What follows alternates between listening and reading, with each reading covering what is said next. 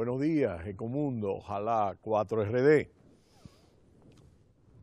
Una serie de noticias, de hechos, de acontecimientos importantes se presentan en el mundo y están en los principales focos de atención de los medios de comunicación mundial.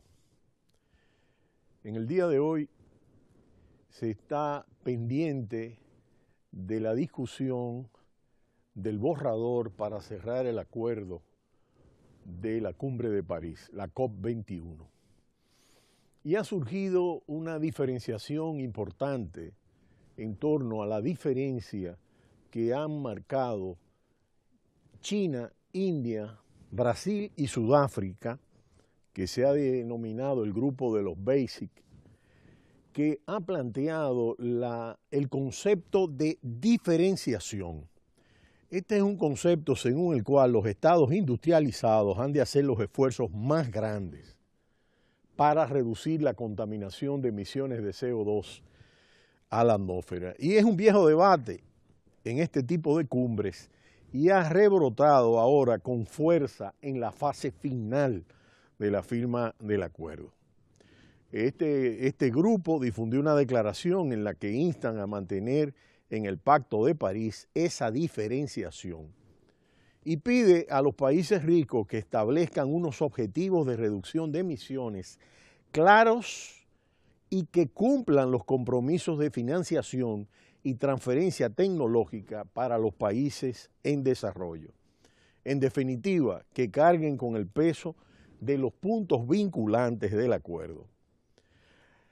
Recordó que el acuerdo, el documento establece con mucha claridad que el acuerdo debe basarse en la convención, en referencia a la Convención Marco de la ONU sobre Cambio Climático.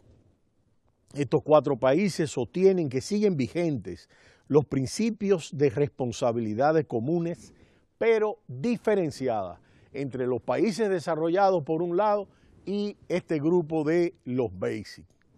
¿Qué ocurre? Que el problema de la convención, según la argumentación, por ejemplo, de la Unión Europea, es que al ser en 1992 establece una clasificación entre países desarrollados y el resto que ha quedado desfasada para la lucha contra el cambio climático. Ni China ni India, 2 de las 4 economías del mundo que más CO2 emiten, están dentro del anexo que les vinculan en recortes de emisiones y financiación. Ahí vemos una foto importante que ha dado la vuelta a todos los medios de comunicación mundiales, donde la capital china vive su primer día en alerta roja por contaminación el pasado miércoles, con el cierre de colegios y restricciones al tráfico. Un mar de mascarillas en toda la ciudad de Pekín. ¿Y qué ocurre? Que uno de los debates que se esconden tras el mantenimiento de este concepto de diferenciación o de progresiva disolución a lo que aspiran Europa, Estados Unidos, es la financiación. Porque lo que se argumenta es que en 1992 estos 4 países no tenían el nivel de crecimiento que han adquirido en los últimos 23 años y eso se refleja en el nivel de emisiones. Y en el tema de la financiación, lo que plantean estos grupos es que solo deben seguir aportando fondos los países desarrollados que figuran en el anexo de la convención a que apelaron con fuerza ayer China e India, es decir, a la convención de 1992. Estos fondos deben destinarse a que los países con menos recursos puedan adaptarse al cambio climático y crecer libres de emisiones de gases de efecto invernadero.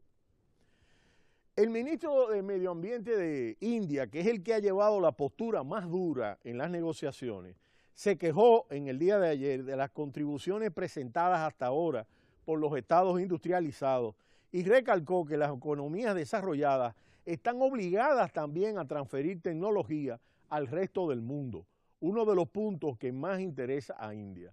Hasta ahora existe un compromiso internacional para que los países industrializados aporten 100.000 millones de dólares al año en 2020 para la financiación climática. La OCDE, en un cálculo presentado hace unas semanas, estimó en 62.000 millones lo comprometido ya, pero los 4 representantes de este grupo BASIC rechazaron ayer esas estimaciones y afirmaron que hay mucho menos dinero dentro de ese fondo verde del que sostiene la OCDE.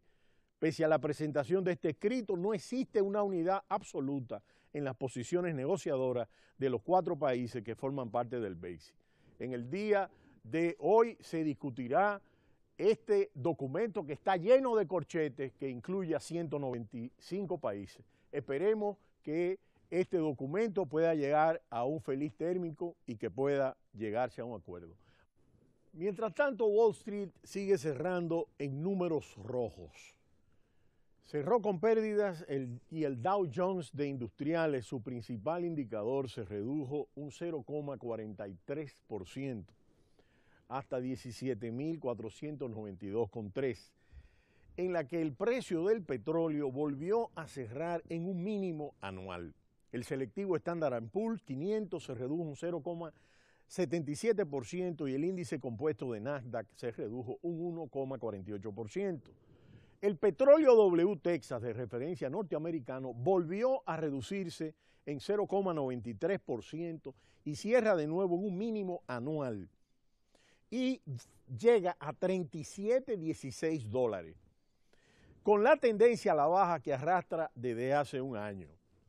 El crudo de Texas alcanzó el año pasado un máximo anual de $107.26 el barril el 20 de junio del 2014.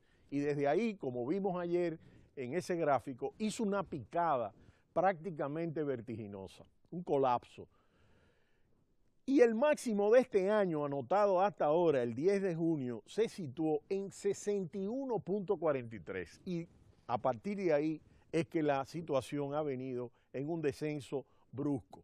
Mientras el barril crudo Brent en entrega en enero cerró en el mercado de futuros con una disminución adicional del 0,37%, que cerró en $40.11. Estos resultados después de la situación pues marcan una situación crítica después de la reunión de la OPEP. Estábamos comentando el documento del informe trimestral del Banco de Pagos Internacionales, que es el organismo que coordina los bancos centrales mundiales. Y este aspecto es relevante sobre todo por lo siguiente. Decíamos que el impacto de las tasas de interés, del ajuste de las tasas de interés, va a tener una repercusión entre el nivel de endeudamiento que mantienen las economías emergentes, porque el talón de Aquiles básico está planteado en términos de la deuda que tienen estos países, que es 3,3 billones que fueron acumulados cuando el dólar estaba débil. ¿Qué ocurre? Los mercados de las bolsas internacionales han vuelto a una relativa calma tensa, como decíamos ayer, luego de la situación de crisis que se vivió a mediados de agosto. Ahora bien, ¿qué ocurre? La recuperación de estos mercados podría sugerir que los emergentes, las economías emergentes, están en condiciones de afrontar el endurecimiento de la política monetaria de Estados Unidos. No obstante, las condiciones menos favorables en los mercados financieros, combinadas con peores perspectivas macroeconómicas y la creciente sensibilidad a las tasas de interés en Estados Unidos y a la apreciación del dólar que hemos estado marcando, y el gráfico que aparecía anteriormente era la relación de apreciación de las monedas, sobre todo el dólar y el yen, elevan el riesgo de preocupación de estos países una vez comience la subida de las tasas de interés. A eso hay que sumar unas condiciones financieras menos favorables que podrían acentuar los riesgos para la estabilidad financiera. De acuerdo al Banco de Pagos Internacionales, que es el coordinador de los bancos centrales, más que en su primera subida, lo que hay que ver es el endurecimiento progresivo. Ahora, si el endurecimiento es lento y sostenido, que es el escenario más probable y que sería mucho menos dañinos para las economías emergentes. Ante condiciones tan extraordinariamente sorprendentes que estos mercados están muy atentos a cualquier palabra que digan tanto Janet Yellen como Mario Draghi, que son los responsables sobre todo de la economía norteamericana y de la eurozona. Y es que las vulnerabilidades financieras de las economías emergentes aún no se ha disipado. La preocupación principal es el elevado endeudamiento en dólares de los países, de las economías emergentes y en vías de desarrollo. Estos 3,3 billones de deuda en divisa estadounidense de los 12 países representativos de este bloque, en el que se destacan naciones como China, Brasil, Chile, México, Sudáfrica, Turquía, India, suponen más de la tercera parte de la deuda en dólares de todo el mundo. Y esa cantidad incluye el pasivo de los gobiernos, de las empresas y los ciudadanos, sin contar la contraída por los bancos con otras entidades. Medido en moneda local, el valor de este endeudamiento ha crecido con la apreciación del dólar. Y este es el problema clave. Pesando así en las condiciones financieras y debilitando los balances. Además, persiste el gran volumen de deuda doméstica acumulada tras la crisis, especialmente la corporativa. Y este es un aspecto importante porque el pasado miércoles Fitch Ratings publicó un informe sumamente importante en el que destaca que además de la situación política y el colapso de los precios de las materias primas y las dificultades en el crecimiento en estas economías emergentes luego de la desaceleración de China no fueran suficientes, los mercados emergentes enfrentan una amenaza para la solvencia desde un área totalmente distinta, y es la creciente deuda de hogares y las empresas, como acabamos de mencionar. Y es que el endeudamiento del sector privado, como una proporción del Producto Bruto Interno, llegará al 77% hacia finales de este año 2015 en 7 grandes países, de acuerdo a este informe. Estos países han superado los niveles de deuda pública, exponiendo sus economías y sistemas financieros a riesgos de este impacto negativo. Los países de Brasil, Rusia, India, Indonesia, Sudáfrica, Turquía, fuera de China para no afectar los datos, están viendo un aumento en la carga de su deuda privada en 2015 debido a la depreciación de las monedas. Eso podría pesar sobre la calificación crediticia de sus gobiernos a través del débil crecimiento del Producto Interno Bruto, el empeoramiento de los déficits presupuestarios. Esta situación genera una presión en las reservas en moneda extranjera y en nuevas fluctuaciones del tipo de cambio. La deuda del sector privado a menudo ha emigrado a los balances soberanos en crisis financieras pasadas. Y una situación de estrés podría alimentarse con esto para generar presión sobre la solvencia soberana. Entre los países analizados por Fitch, Brasil tenía esta mayor proporción de deuda privada en relación al PIB con un 93% y México tuvo la más baja con 47%, pero cerca de la mitad.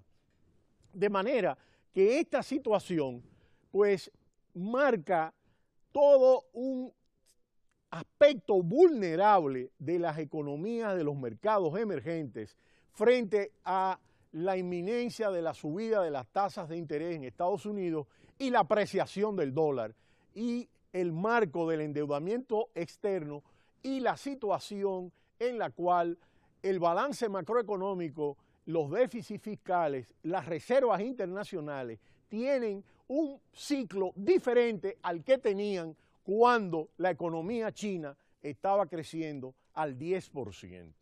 Esa situación se mantuvo después de la gran recesión del 2007 y el 2008 y amortiguó el golpe de la gran recesión. Pero ahora el gigante asiático está demandando menos materias primas, como vimos ayer, una caída importante del 8%. Y esto ha implicado que los commodities se han desplomado y los países, por ejemplo, emergentes y en especial América Latina, han quedado muy vulnerables. Y esto ha marcado un cambio de ciclo económico y político que ha afectado todo el balance de la economía. Pero será hasta el mañana cuando volveremos en Ecomundo, ojalá 4RD. No le cambie, cita cultural.